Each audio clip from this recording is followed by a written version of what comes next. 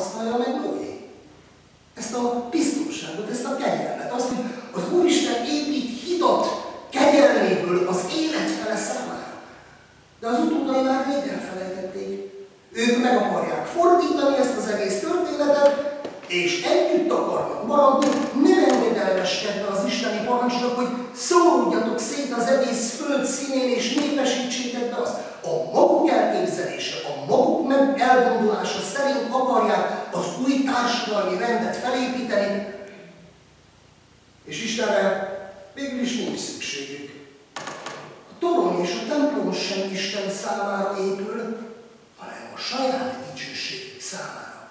Azért akarnak égig érő tornyot építeni, hogy bármilyen messzire eltávolodjunk az otthonunktól, mindig lássuk a tornyot, és torony iránt mindig hazataláljuk. Már nem az Isten a fontos, az egyén a fontos. És tudjátok, kedves testvéreim, azt hiszem tapasztalatból mindannyian ismerjük azt az érzést, ahol valami közösségi dolog elindul, és aztán valakik ki akarják sajátítani a dicsőséget. Amikor valahol elkezd épülni valami, és akkor mindjárt azt szokták az emberek keresni és kutatni, és nagyon gyanakokon szokták egymást figyelni, hogy vajon mindez miért történik, ki milyen hasznot akar ebből húzni.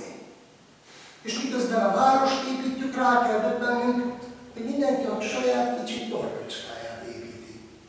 És mindenki azt szeretné, hogy az én tornyocskám az nagyobb legyen, és díszesebb, és szebb, mint a másiké. És ebből származnak az összeütközés. Ebből származik a diszharmónia. Ebből keletkezik az összevisszaság. Ebből keletkeznek az ellenségeskedések, abból, amikor azért építünk tornyocskákat, hogy nekünk dicsőségünk legyen. Olyan szemléletes az, ahogy a Szentíró mindezt leírja, kedves testvéreim, és az Istennek a viszonyulását. Ugye az emberek építik az égig érő tornyot, hogy az Isten ígérjen. És akkor azt írja a Szentírás, hogy az Úr pedig leszállt, hogy lássa, hogy mit is tesznek. Ők azt gondolták, hogy égig érő tornyot tudnak készíteni, közben az Úristennek jól le kellett szállnia. Mert a perspektívák mások. A földi perspektívák különbözőek, mint az égiek. Nem tudom, hogy tapasztaltátok, engem mindig meghökkent az, amikor egy tornyot vagy egy magas épületet látok, és akkor az ember felnéz, és alulról nem is olyan nagyon magas. Aztán amikor felmegyünk, akkor elkezdünk szétülni, és alánézünk a mélységről, és azt mondja az ember, hú, ez tényleg magas. Pedig lehet, hogy csak 12 méter, de a 12 méter is sok, amikor az ember lefele néz, amikor felfele néz, akkor nem. Mert más a perspektíva. Az Isten perspektívája más, mint a miénk, kedves testvéreim. Mi különböző, mi másféleképpen látjuk az életünket, és másképpen látjuk a tornyainkat. Másképpen látjuk a sikereinket, és másképpen látjuk az együttműködésünket, mint ahogy az Úristen látja. Isten a maga kijelentése felől figyeli és nézi ezeket a törekvéseket, amelyek itt a Földön nagyon sokszor elkezdődnek, és félig meddig gondolom megvalósulnak. Tehát tudjátok, a toronnyal együtt mindig nő a büszkeség is. Minél nagyobb a torony, annál büszkébbek vagyunk. Minél nagyobb a tornyunk, és minél kisebb a másiké, annál inkább lenézzük azt. Olyan egység, kedves testvéreim, amelyik ilyen büszkeségre, teljesítményelvre épül, olyan egység hamar összetörik. Az halálra van ítélve. Mert ebben mindenki a maga nevét keresi.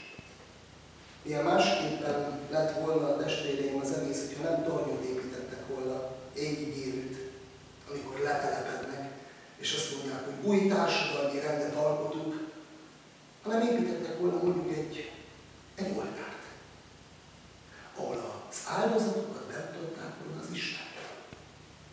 És nem arra gondoltak volna, hogy mi majd megoldjuk a biztonságunkat és az életünket, és elre fektetjük ebben fektettünk bele minden áldozatot, mert azt mondták volna, hogy Uram, neked áldozunk, és te irányítsd az életünket. Még akkor is, hogyha új társadalmi rendet, még akkor is, hogyha új utakat keresünk az életünk számára. De mivel nem így történt, Isten leszállt, és óriási zűrzavart okozott, összezavarta a nyelveket. És azok, akik eddig értették egymást, azok most már nem értették a másikat. A meg nem értésnek a lelke a nyelvek különbözőségében mutatkozott meg. És mindezt tette Isten azért, hogy megakadályozzon olyan emberi erőfeszítéseket, amelyeknek nincs jövőjük. Gondolhatnánk azt, hogy az emberi nyelvek keletkezése az Isten büntetése. De azért olvastam fel a pünkösdi történetet, kedves testvéreim, mert abban meglátszik, hogy az emberi nyelvek, a nemzeti identitás mégis nem büntetés, mert a büntetés ugyan megvolt, a büntetésben mindig benne van a kegyelem, tehát az Isten kegyelme. Az, hogy mi egy néphez, egy nemzethez tartozunk, az, hogy nekünk van nemzeti identitásunk, az, hogy mi a családon kívül és a rokonainkon kívül, a nyelvünkön, a kultúránkon keresztül másképp is meg tudjuk határozni magunkat, ez az Istennek a csodálatos szeretete és kegyelme. De ott, ahol az Isten lelke elkezd munkálkodni, ott, ahol az emberek engedelmeskednek ennek az Istennek, mert ezt tették az első pünköstkor az ott összegyűlt emberek, a városok és a médek és az elamiták és a kappadóciaiak, a frígiaiak, a pamfiliaiak, a arabok és stb. Akik nem értették egymás nyelvét, csodálatos egységbe kovárosodottak és anyaszent egyházat alapítottak és alapítottak, a Szentlélek ereje által úgy, hogy új lelki templomot kezdtek el építeni, amiről az előbb énekeltünk, lelki templommá épültek a Jézus Krisztus alapkövén. Ott, ahol az ember hagyja, hogy az Isten lelke birtokba vegye, tovább vigye, erőt adjon, ott, ahol az ember hagyja, hogy az Isten lelke felépítse, ott a különbözőségek ellenére is egység lesz. Ott, ahol az ember egységet álmodik Isten nélkül, ott a különbözőségek fognak felszínre törni és összetörni mindent. Micsoda különbség a kettő között. Isten csodálatos dolgot teremt. Isten új egységet hoz létre. A Jézus Krisztusban való egységet. Azt hiszem, így kellene szemléljük, és így kell szemléljük anyaszent egyházunkat. Így kellene szemléljük, és így kellene építsük a társadalmunkat. Így kellene a törekvéseinket megvalósítsuk. Úgy, hogy Soli Deo Gloria, azaz egyedül Isteni a dicsőség. Egyedül Isteni a dicsőség. Mert nincsen más név, amely által megtartathatnánk, csak a Jézus Krisztus neve. És amikor elkezdek az Istennek engedelmeskedni, amikor hagyom, hogy az ő szent lelke vigyen, belekapjon az életem vitorlájába, és ő irányítsa, ő vigye az életemet, akkor ott a különböző életek egymás mellé kerülnek. Ott lesz harmónia, és ott lesz egység. Végezetül, kedves testvéreim, egy szép verset hoztam számotokra. A Turmezei Erzsébetnek van egy nagyon-nagyon szép verse. Két címe is van. A főcím az, hogy Bábel tornya, és az alcím az, hogy Soli Deo Gloria, azaz egyedül Isteni a dicsőség. Ha újra csak Bábelt építenék, valamit magamnak, és nem neked. Terveim, vágyaim épülő tornyán, hogyha villámgyors gondolatkezek munkálkodnának, ég felé növelnék, ha újra csak újra Bábelt emelnék, Uram, te mindet elszélesztheted. Szélezd el, kérlek, és álljon ott a vágyom tornyán csonkán. A győztes ének büszke zászlaja sose lebegjen ormán. Sose kacagjon, sose sírjon benne örömzenéje, fájdalomjaja. Ó, amíg nincs felépítve még, szélessz el minden gondolatot, tervet, és ne engedd, hogy Bábelt emeljek. Csak akaratot templomfalait építsen egyre tiszta szent kövekkel. simályos falak, emelkedjetek fel. Soli Deo Gloria. Kedves testvéreim, Soli Deo Gloria. Így legyen, így éljük az életünket. Ne bábeleket építsünk, ne magunknak tornyot, ne építsük az Isten országát. Keresd előbb az Istennek az országát, és mindezek megadatnak néktek.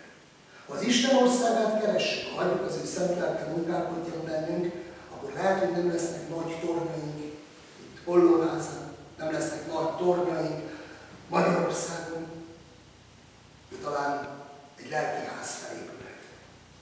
A Pál apostolnak az Efézusbeli gyülekezethez intézett szavaira emlékezünk, akkor azt hiszem, ez lezárja az egész prédikációt, az egész igei gondolatot, a második résznek a 20. versében. Így fölépítettetek az apostoloknak és prófétáknak alapkövén, lévén a szegelet ő maga Jézus Krisztus, akiben az egész épület szép renddel rakadtatván nevekedik szent templommá az Úrban, akikben ti is együtt építettetek Isten hajlékává, lélek által. Mi vagyunk azok a kövek, kedves testvéreim, sokszor égetett tégla, sokszor égetett tégla, tűzben megpróbált, tűzben megszilárdított tégla, akikből Isten anyaszent egyházat, igazi templomot akar építeni. Övé legyen egyedül a dicsőség, miénk sokszor orcán pirulása, de Jézus Krisztusban az igazságos Isten kegyelmessé vált. Azért, hogy ez a kegyelem a büntetést is megfordítsa, áldássá tegye, új lehetőséget, új fejlődést, új perspektívát adjon nekünk, és ez nem más, mint az örök a harmóniának, a békességnek, az egyetértésnek a perspektívája. Adja az Úr, hogy itt közöttünk is így legyen. Ámen.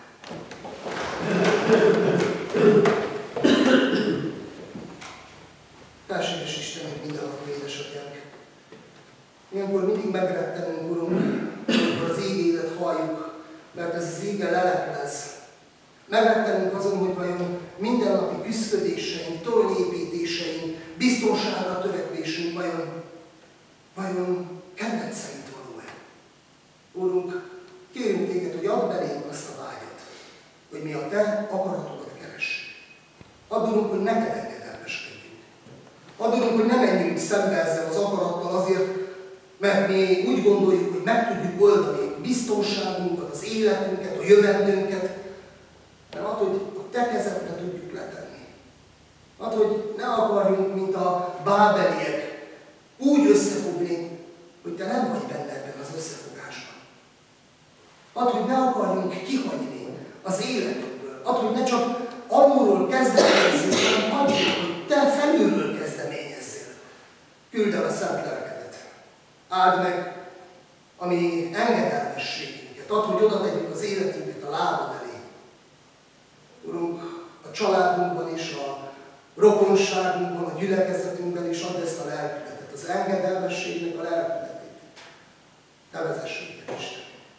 Áld meg és szenteld meg mindazokat, Urunk, akik ebben a szolgálatban előjárnak, és add, hogy sose szálljon a fejünkbe a dicsőség. Áld meg, Urunk, mindazokat, akiket a hívó szó elér, és add, Urunk, hogy soha ne volt